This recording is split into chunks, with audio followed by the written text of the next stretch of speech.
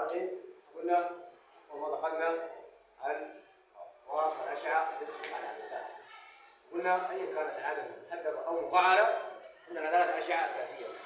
اذا سقط شعاع مار بالمركز البصري بينقل على الاستقامه بدون اي انكسار. اذا سقط شعاع موازي للمحور الاصلي ينكسر مار بالبوره او يمر بالبوره في حاله العدسه المقعره.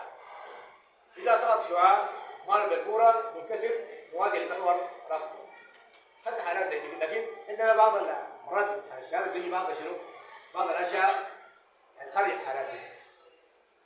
هنا الاسئله دي اسئله امتحان الشهاده هذه خواص الاشعه الساقطه على العدسات. تكمل مسار الاشعه، لا ممكن تكمل مسار الاشعه زي ما كان عندنا خدناها في المرايا المقعره هنا المحدبه المرايا الكوريه، كذلك هنا ده عايزين نشوف كيف نكمل مسار الاشعه في حاله العدسات.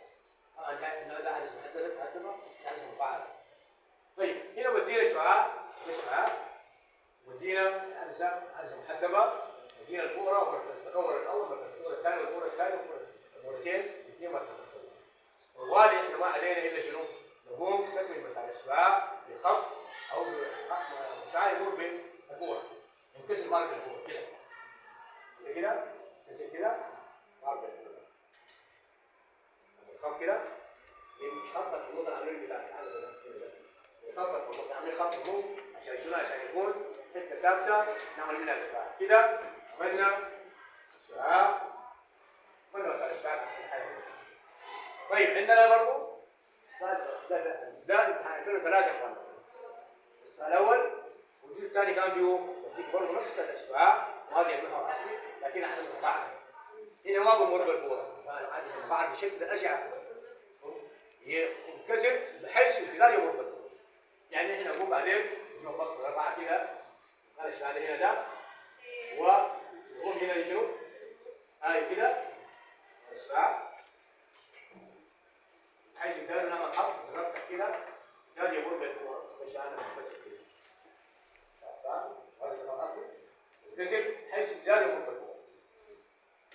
طيب ده امتحان 2003 امتحان عاديه يعني كده.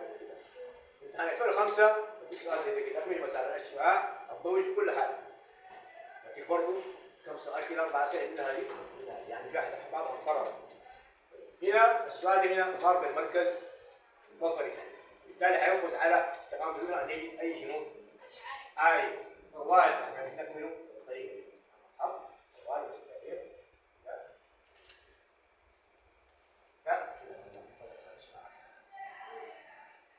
لأنه مرة المركز البصري ينفذ على استقامته. طيب هنا ودينا شعاع ده عدسة محدبة برضه، شعاع جاي مار بالبؤرة هينكسر موازي للمحور الأصلي. نعم الخط موازي للمحور الأصلي.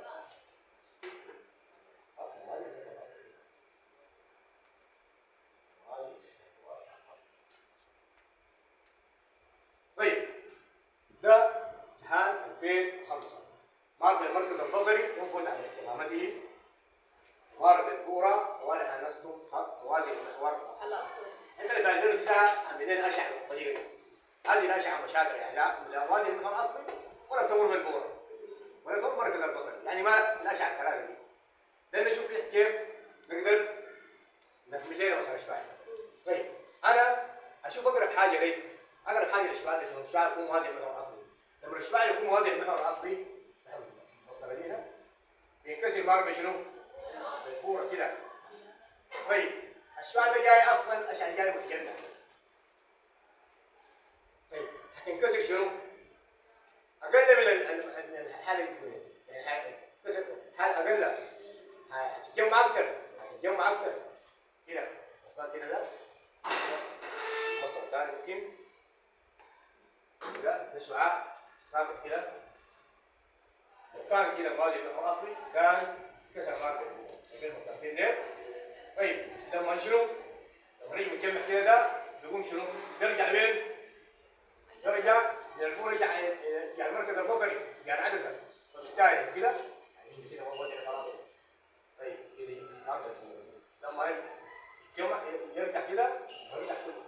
وبالتالي الشعاع ده احنا نخليه يكون شنو؟ بين البؤرة والمركز البصري. الشعاع متسع يعني ممكن ونفس الكلام بس سابع حته بين الجمله والمركز هنا مش منطقه المركز البصري وشنو؟ والبورة إن إخوانا قلنا كيف؟ إنه إذا كان موازي للمحور الأصلي بينكسر مار بالكورة. لما يكون متجمع ما موازي للمحور الأصلي فبيتجمع أكثر فبيجي قريب لشنو؟ قريب للمركز البصري. طيب لو كان السؤال كان كده الجو كده بيمشي وين؟ بيتجمع لكن شنو بيجي؟ مكان شنو؟ بعد شنو؟ بعد البورة. طيب نيجي نشوف في العدسه المقعره برضه عندنا شويه مشاكل نفس الطريقه دي لا موازي للمحور الاصلي ولا مار بالمركز البصري ولا مار بالدور. طيب اصلا لو كان موازي للمحور الاصلي كده هينكسر بحيث امتداد يمر بشنو؟ حنقول نعمل بالاول دراسات على الخط كده الطرد اللي مش عارف ده كسر بحيث شنو؟ كان موازي للمحور الاصلي نعمل ايش على موازي للمحور الاصلي كده خلاص يتكسر مار بشنو؟ حيث امتداد يمر بالكوره. تخيل حاجه بتحصل شيء يبقى عملنا لنا عندنا بالرصاص.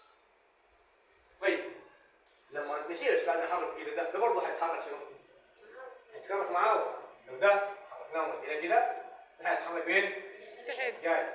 طيب معانا كده كسب طريقه انه ما يمر يكون بعد يعني كده يتحرك كده هيتحرك جاي برضه عشان كده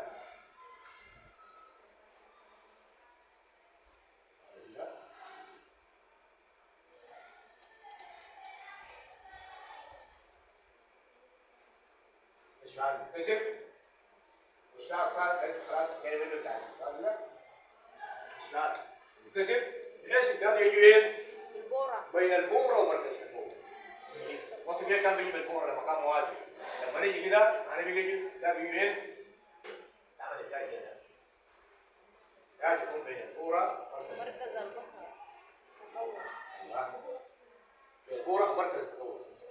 ده بالنسبة للحالة دي إن يا إخوانا في شعاع صار على عدسة مقعرة وهذا الشعاع ما موازي للمحور الأصلي. نجمع لو كان موازي للمحور الأصلي هيتكسر مار بشنو؟ بالبورة. طيب ما أنا ليش عندي متجمعة؟ هتتكسر أقل ما تشتت ده أقل لما الشتت ده أقل كده هتقوم تبعد بشنو؟ امتداد هيكون بعيد منه هي كده كانت كده كانت كده لما شتت قلنا كده مرة اثنين بعيدة هذا بيبقى بعيد منه كده كان موازي للمحور الأصلي كان موازي للمحور الأصلي يعني كده بيبقى بدل ما كانت هنا تمشي والعكس لو كان عندنا شعاع جاي الاتجاه ده ما موازي للمحور كده هنا هيكون وين؟ هيجي بعد شنو؟ جاي يمر بعد شنو؟ بعد البورة. طيب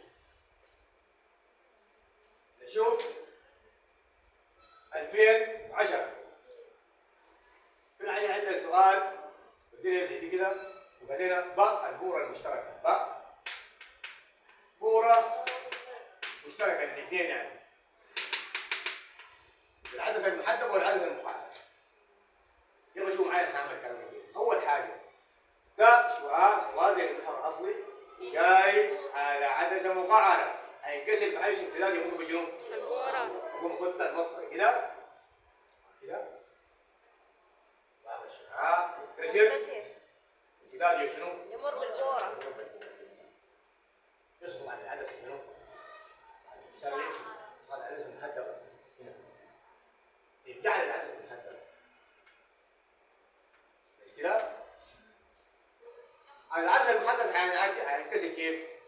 لما جاها العدسة المحدبة البورة دي برضه البورة اللي شنو؟ جاء بالنسبة للعدسة المحدبة زي كأنه جاي من شنو؟ من البورة هيقوم ينكسر وين؟ موازي للمحور الأصلي.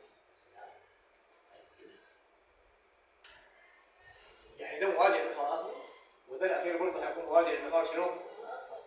ليه؟ لأنه ده انكسر بحيث امتداد يمر بالبورة. لما ينجلي العدسه المحدبه زي كانه جاي منين؟ جاي من البوره، وجاي من البوره معناها حيكون الجسم موازي للمحور.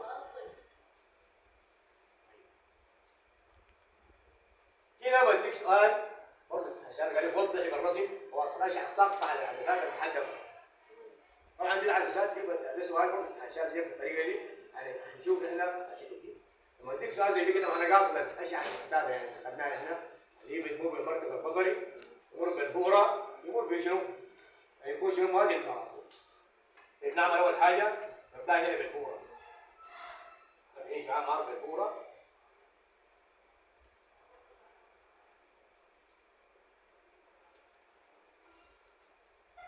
ده ينكسر موازي المحور الأصلي. ده واحد. الثاني مر بالمركز البصري لا ينكسر ينفذ على ينفذ على السلام. بعدين الشعاع ده اللي بيكون ينفذ على السلام زي بتاع الباب المركز البصري ده المركز البصري يكون شنو؟ طبعا ده ما يكون بعيد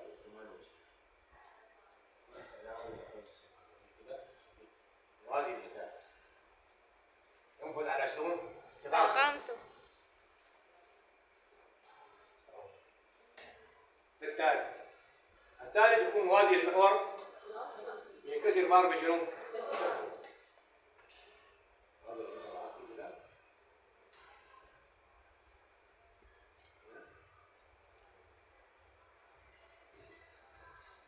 ينكسر مار بشنو؟